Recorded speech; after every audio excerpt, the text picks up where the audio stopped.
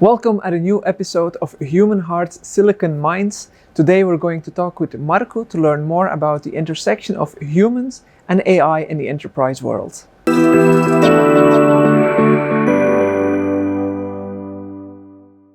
Thank you, Marco, for making time for us here at the garage in Microsoft San Francisco. How are you doing? I'm doing just fine. How are you? Doing well. We've already interviewed you last year for our keynote for the bootcamp, but maybe for the ones who did not watch the video, can you please introduce yourself? All right. Well, hello, everybody. I'm Marco Casalaina. I am VP of Products of Azure AI at Microsoft.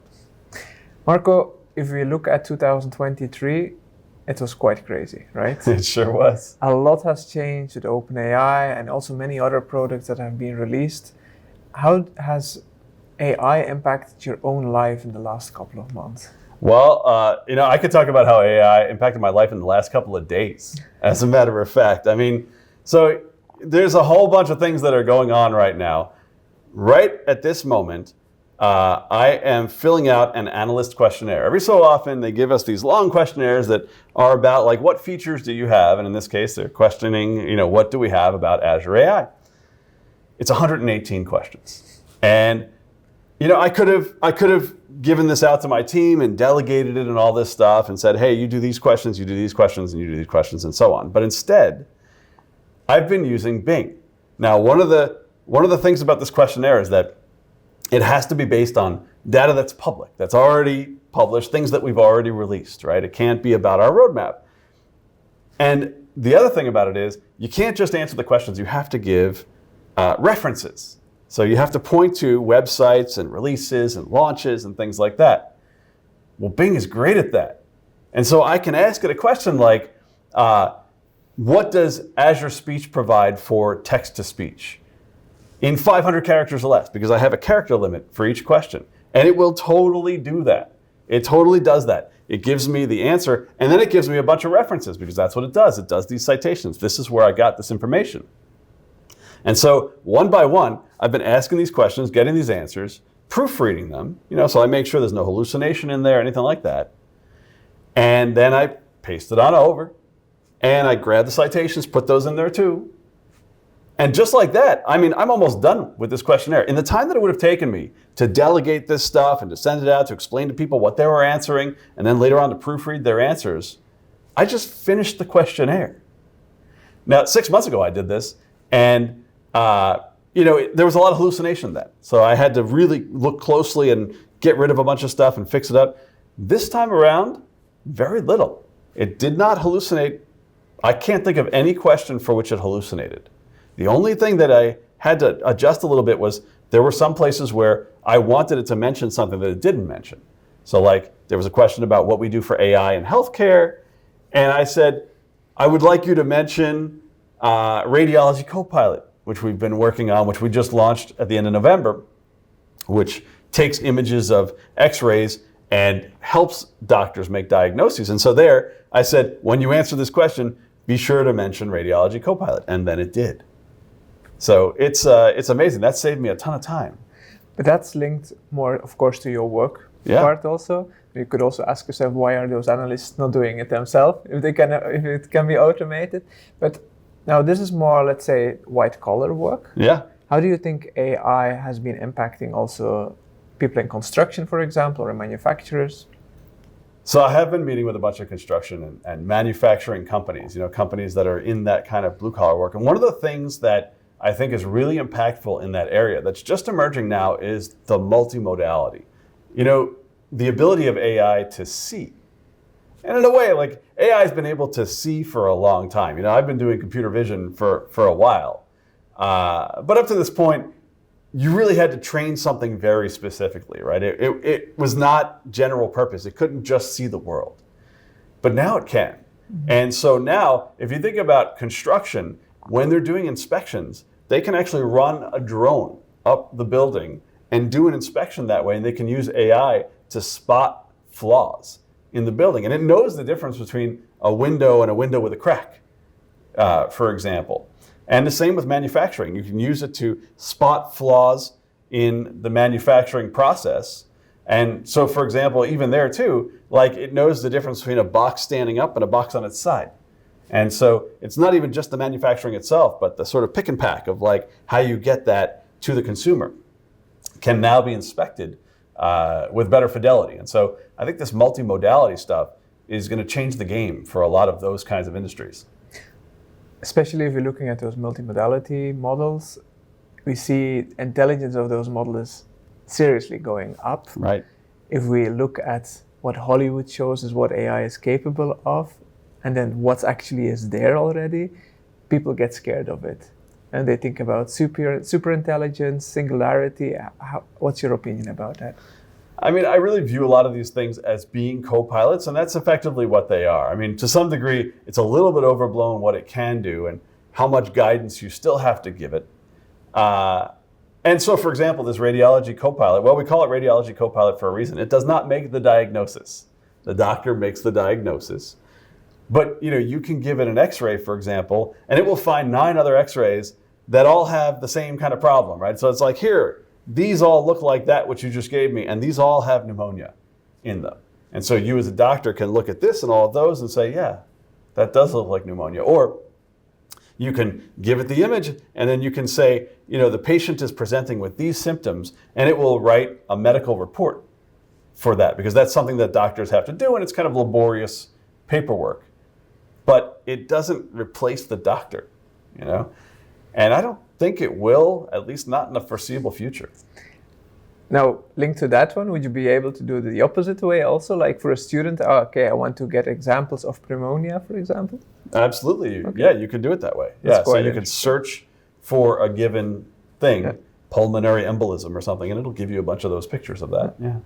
Now, we have, of course, all of those toolings, and we see many more people are starting to make use of it. Not only the people in the tech industry, but also way out of that. But not everyone is fully trusting it because they have not really the idea of how does it actually work. And it's a bit like the weather forecast, and many decades ago, people were not fully trusting it. Right. How do you think we can get more people on board to have that trust? Part of that is how we design these products. And so, as I said earlier, it was very useful to me that Bing does this thing where it gives you citations, where it tells you where it got this information that it's giving you. And that is a common pattern now. So you'll find that in all of our co-pilots and in Bing and in various other places like that. And that's one way to engender that trust. You use it a few times and you say, where did that come from? Well, it's right there, right? You can click those links. You can say, oh, okay, it came from here, here, and this other place. And that tends to create that level of trust, that it's not just making this stuff up. Because, ChatGPT, when it was brand new, just came up with whatever, whenever. It was not grounded to any data. It just, it was amazing, but it wasn't always necessarily true. Now, with things like Bing and Copilot, it's both amazing and true. True. Now, we have that technology, of course. It keeps track of giving the correct answers, but it might be used also in the wrong hands, in the wrong way.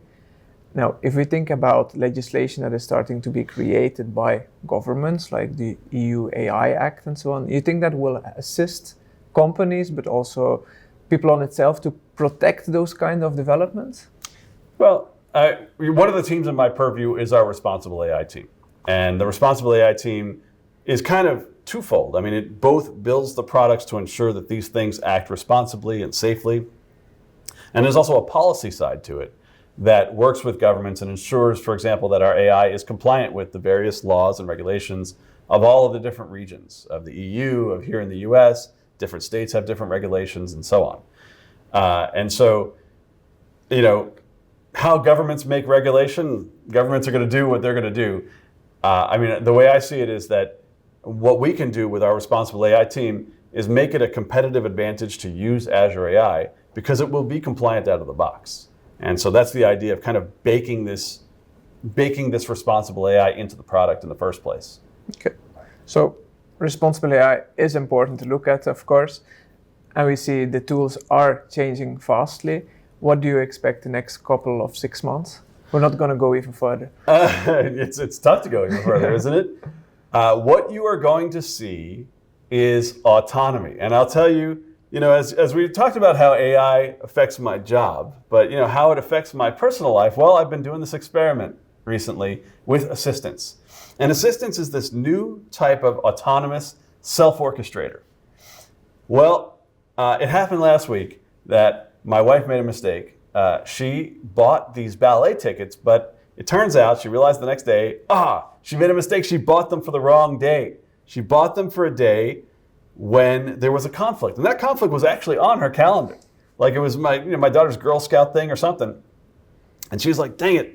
And she had to call the box office and fix it. Fortunately, it was easily fixed. But I thought, this is the kind of thing that an assistant can do. So over the weekend, I spent some time making an assistant. And to make an assistant, well, it's not exactly coding. There's some code involved. And of course, I used AI. I used GitHub Copilot quite heavily to write this code. There's not a lot of code. But what you do with an assistant is you don't explicitly tell it what to do. Instead, you give it powers. And so in this case, I gave the assistant 3 powers. I gave it the power to know what time it is wherever I am and what time zone I'm in, to look up stuff in my calendar and connect to Outlook, and to add events to my calendar. So I gave it these powers. And with that, I could then give it the SF Ballet schedule, and I could say, block off on my calendar the first performance of Swan Lake. And it will actually look in the schedule there, and it will go look in my calendar and make sure I don't have a conflict. And if I don't, then it will indeed block that off in my calendar. And then I tried something else altogether. I tried the school schedule, my daughter's school schedule. And I said, block off spring break. And it goes and looks it up, and it figures out spring break is April 8th through the 12th, blocks off April 8th through the 12th, just like that. And so what I do with this thing, this is an autonomous self-orchestrator. Previously, if you look at how Bing emerged and things like that, Bing was deterministically orchestrated. That is, you make it search, search, search, and then it responds. And it does that every single time. That's what it does, always, right? But assistants are different. These are self-orchestrators. And so instead, you give it these powers. You can fetch the time and time zone, look at my calendar, add stuff to my calendar. And with those powers, it decides what to do with them. And so when I ask it to do something like, block off the first performance of Swan Lake, it makes a plan. And it's like, okay, first, I'm going to look in this ballet schedule you gave me. Then I'm going to find, is it doing Swan Lake? When is the first performance of Swan Lake? What is the time of that performance? And then I'm going to go look that up in the calendar, and then I'm going to add it to the calendar. And it tells me it's going to do all these steps, and then it does them. So that's what's coming next, is autonomy. Well, if you think about it, it's still classic programming. Yeah? It's still ifs and else statements to be able to fit in when is what going to happen, but then more in an autonomous way, of course. Right. But I mean, as an end user, like the way that I program the system, once I've made the assistant and once I've, I added a little bit of code to like connect to Outlook and connect to my calendar, whatever. But as an end user, not the programmer, the way I make the system do what I want it to do is with natural language, because my only interaction with it is block off the first performance of Swan Lake. That's it. That's my program now. Yeah. And then you even use GitHub Copilot to write your code, so it's all... I use the heck out of GitHub Copilot. I mean, I used it like I've never used it before. I mean, I use it all the time, ironically, but this was, I think, my most intensive use of GitHub Copilot. Plus, I got GitHub Copilot X, which is the next version of GitHub Copilot. So for example, like there was one line of code and I didn't like it. I wrote it myself and I was like, this doesn't look good. So I pressed Control I on it, which is like the line of code inspector. And I said, rewrite this with a regular expression. And it just does it, right? It just rewrites the code. It's like, here's the rewritten code. Do you want to accept that? Yes, that's what I'm looking for. Thank you. Now, to finish off, what advice would you be able to give the public to look into for the next couple of months? The general advice I always give everybody with AI is mess with everything. Try everything you can, because the more you mess around, the more you find out. And so, mess with Bing, especially if you do have access to Microsoft Copilot. it's getting increasingly amazing. Now, I use it organically like 10 times a day. In a Teams meeting, like I'll be like, what did he just say? You know, and it totally does that now. So mess with that stuff. One of the things I've been messing with lately is Suno.ai. It's also a plugin to Bing, but Suno.ai will make a song, and it's actually quite a credible song. So I made a country music song about my favorite chair, and I made all kinds of little songs with it. And most of them, I'd say 80% of them are pretty good. You can give different styles, you know, country western, and then I made a rap song about my favorite chair and stuff like that. It is advancing at a rapid clip, and really the only way that you can come to understand what it is and what you can do with it is to mess with it. So next step is using the avatar and auto cue to make it sing also. That's right. That the avatars can sing. There exist automated singing voices. Microsoft doesn't offer one yet. Who knows in the future? You never know. Marco, thank you very much for this interesting conversation. I'm looking forward to hear more from you in the future. All right. Thank you for having me.